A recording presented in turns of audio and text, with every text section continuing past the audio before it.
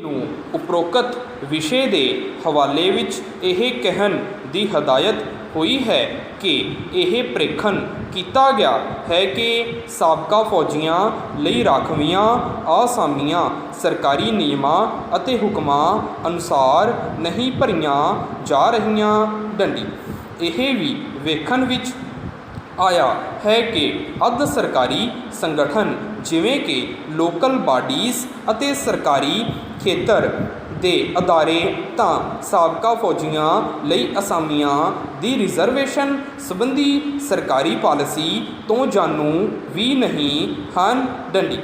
ਇਸ ਮਾਮਲੇ 'ਤੇ ਸਾਬਕਾ ਫੌਜੀਆਂ ਦੇ ਨੁਮਾਇੰਦਿਆਂ ਦੁਆਰਾ ਵੱਖ-ਵੱਖ ਫੋਰਮਾਂ 'ਤੇ ਵਾਦ ਵਿਵਾਦ ਹੋਇਆ ਹੈ, ਜਿਨ੍ਹਾਂ ਵਿੱਚ ਪੰਜਾਬ ਰਾਜ ਸੈਨਿਕ ਬੋਰਡ ਦੀ ਹਾਲ ਦੀ ਮੀਟਿੰਗ ਵੀ ਸ਼ਾਮਲ ਹੈ, ਜਿਸ ਦੀ ਪ੍ਰਧਾਨਗੀ ਰਾਜਪਾਲ ਜੀ ਨੇ ਕੀਤੀ ਸੀ। ਡੰਡੀ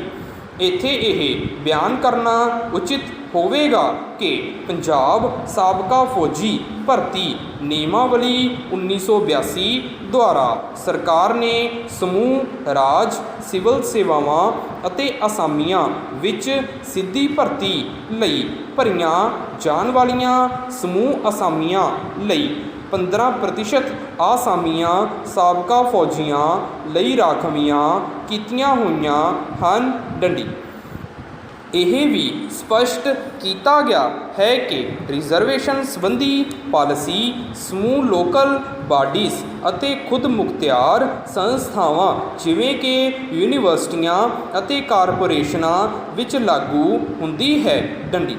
ਰਾਖਵੀਆਂ ਅਸਾਮੀਆਂ ਲਈ ਸਾਬਕਾ ਫੌਜੀਆਂ ਨੂੰ ਰਜਿਸਟਰ ਕਰਨ ਅਤੇ ਸਪਾਂਸਰ ਕਰਨ ਦੇ ਇਖਤਿਆਰ ਡਾਇਰੈਕਟਰ ਸੈਨਿਕ ਭਲਾਈ ਅਤੇ ਜ਼ਿਲ੍ਹਾ ਸੈਨਿਕ ਭਲਾਈ ਅਧਿਕਾਰੀਆਂ ਨੂੰ ਦਿੱਤੇ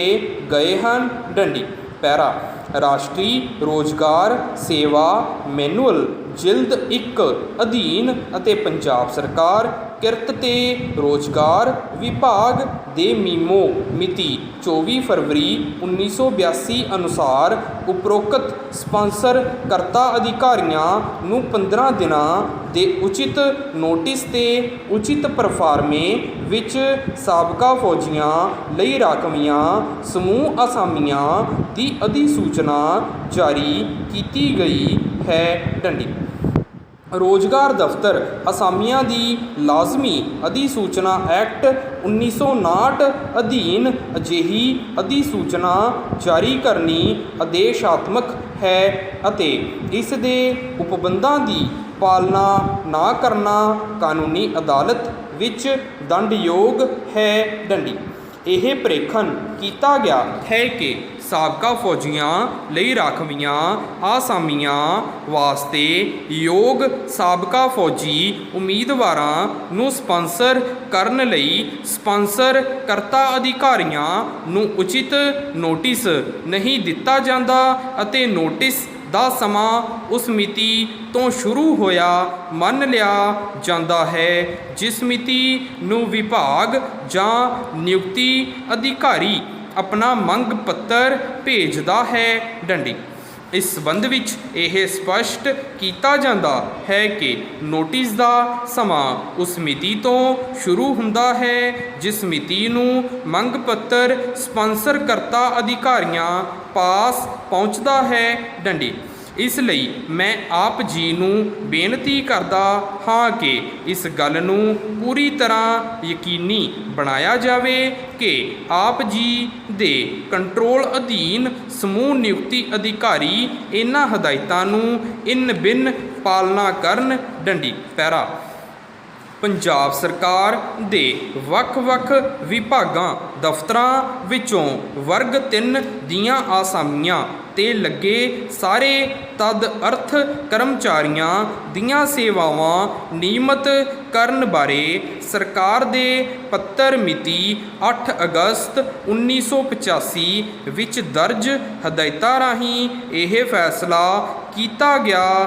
ਸੀ ਕਿ ਵਰਗ 3 ਦੀਆਂ ਅਸਾਮੀਆਂ ਤੇ ਤਦ ਅਰਥ ਆਧਾਰ ਤੇ ਆਰਜੀ ਤੌਰ ਤੇ ਨਿਯੁਕਤ ਕੀਤੇ ਗਏ ਸਾਰੇ ਕਰਮਚਾਰੀਆਂ ਜਿਨ੍ਹਾਂ ਨੇ 1 ਅਪ੍ਰੈਲ 1985 ਨੂੰ 1 ਸਾਲ ਦੀ ਸੇਵਾ ਮੁਕੰਮਲ ਕਰ ਲਈ ਹੋਵੇ ਦੀਆਂ ਸ਼ਰਤਾਂ ਨਿਯਮਤ ਕੀਤੀਆਂ ਜਾਣ ਬੇਸ਼ਰਤੇ ਉਹ ਇਸ ਵਿਭਾਗ ਦੇ ਪੱਤਰ ਮਿਤੀ 29 ਮਾਰਚ 1985 ਵਿੱਚ ਦਰਜ ਅਨੁਸਾਰ ਅਜਿਹੇ ਨਿਯਮਤ ਕਰਨ ਲਈ ਸ਼ਰਤਾਂ ਪੂਰੀਆਂ ਕਰਦੇ ਹੋਣ ਡੰਡੀ। ਇਸ ਸੰਬੰਧ ਵਿੱਚ ਸਰਕਾਰ ਨੂੰ ਇਹ ਪ੍ਰਤੀ ਬੇਨਤੀ ਕੀਤੀ ਗਈ ਹੈ ਕਿ ਉਕਤ ਅਸਾਮੀਆਂ 'ਤੇ 1 ਅਪ੍ਰੈਲ 1984 ਤੋਂ ਮਗਰੋਂ ਨਿਯੁਕਤ ਕੀਤੇ ਤਦ ਅਰਥ ਕਰਮਚਾਰੀਆਂ ਨੂੰ ਵੀ ਅਜਿਹੀ ਵਿਵਸਥਾ ਲਈ ਵਿਚਾਰਿਆ ਜਾਵੇ ਡੰਡੀ। ਉਕਤ ਕਰਮਚਾਰੀਆਂ ਨੂੰ ਰਾਹਤ ਦੇਣ ਲਈ ਇਹ ਫੈਸਲਾ ਕੀਤਾ ਗਿਆ ਹੈ ਕਿ ਇਸ ਵਿਭਾਗ ਦੇ ਪੱਤਰ ਮਿਤੀ 15 ਅਪ੍ਰੈਲ 1986 ਅਨੁਸਾਰ ਬਣਾਈਆਂ ਗਈਆਂ ਵਿਭਾਗੀ ਚੋਣ ਕਮੇਟੀਆਂ 1 ਅਪ੍ਰੈਲ 1984 ਤੋਂ ਮਗਰੋਂ ਨਿਯੁਕਤ ਕੀਤੇ ਗਏ ਸਾਰੇ ਤਦ ਅਰਥ ਕਰਮਚਾਰੀਆਂ ਨੂੰ ਵੀ ਇੰਟਰਵਿਊ ਲਈ ਬੁਲਾਉਣਗੀਆਂ ਅਤੇ ਹੋਰਨਾਂ ਦੇ ਨਾਲ ਵਿਚਾਰਨਗੀਆਂ ਡੰਡੀ। ਇੱਥੇ ਇਹ ਵੀ ਦੱਸਣਾ ਵੀ ਉਚਿਤ ਹੋਵੇਗਾ ਕਿ ਰਾਜ ਸਰਕਾਰ ਦੇ ਪੱਤਰ ਮਿਤੀ 2 ਅਪ੍ਰੈਲ 1986 ਅਨੁਸਾਰ ਉੱਪਰਲੀ ਉਮਰ ਸੀਮਾ ਵਿੱਚ ਰਿਆਇਤ ਹੈ ਡੰਡੀ।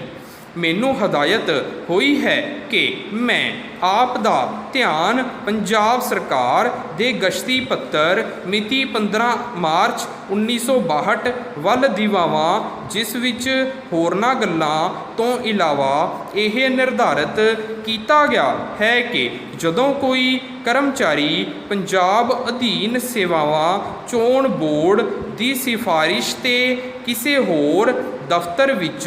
ਨਿਯਮਤ ਖਪਤ ਲਈ ਸਿਫਾਰਸ਼ਿਆ ਜਾਵੇ ਪਰ ਉਸ ਨੂੰ ਕੰਮ ਦੇ ਹਿੱਤ ਵਿੱਚ ਜਾਂ ਸੰਬੰਧਿਤ ਕਰਮਚਾਰੀ ਦੀ ਬੇਨਤੀ ਤੇ ਪਿੱਤਰੀ ਵਿਭਾਗ ਵਿੱਚ ਰਹਿਣ ਦਿੱਤਾ ਜਾਵੇ ਤਾਂ ਨਿਯਮਤ ਖਪਤ ਲਈ ਉਸ ਦੀ ਸੀਨੀਅਰਤਾ ਬੋਰਡ ਦੀ ਪਹਿਲੀ ਸਿਫਾਰਿਸ਼ ਦੀ ਮਿਤੀ ਦੇ ਹਵਾਲੇ ਨਾਲ ਤੈਅ ਕੀਤੀ ਜਾਵੇ ਡੰਡੀ। ਹੁਣ ਇਹ ਮਾਮਲਾ ਉੱਠਿਆ ਹੈ ਕਿ ਕੁਝ ਕੇਸਜ਼ ਵਿੱਚ ਉਮੀਦਵਾਰ ਦੀ ਨਿਯੁਕਤੀ ਉਸ ਵਿਭਾਗ ਵਿੱਚ ਨਹੀਂ ਹੁੰਦੀ ਜਿੱਥੇ ਉਸ ਦਾ ਨਾਮ ਭੇਜਿਆ ਜਾਂਦਾ ਹੈ, ਪਰ ਬਾਅਦ ਵਿੱਚ ਉਸ ਉਮੀਦਵਾਰ ਦੀ ਨਿਯੁਕਤੀ ਅਜਿਹੇ ਦਫ਼ਤਰ ਵਿੱਚ ਹੋ ਜਾਂਦੀ ਹੈ ਜਿੱਥੇ ਉਸ ਦੇ ਨਾਲ ਚੁਣੇ ਗਏ ਉਮੀਦਵਾਰ ਸੇਵਾ ਵਿੱਚ ਆ ਚੁੱਕੇ ਹੋਣ ਤਾਂ ਸੀਨੀਅਰਤਾ ਕਦੋਂ ਤੋਂ ਦਿੱਤੀ ਜਾਵੇ ਡੰਡੀ। ਇਸ ਨੂੰ ਗੌਰ ਨਾਲ ਵਿਚਾਰਿਆ ਗਿਆ ਹੈ ਅਤੇ ਇਹ ਫੈਸਲਾ ਕੀਤਾ ਗਿਆ ਹੈ ਕਿ ਉਪਰੋਕਤ ਹਾਲਤਾਂ ਵਿੱਚ ਬੋਰਡ ਵੱਲੋਂ ਇੱਕ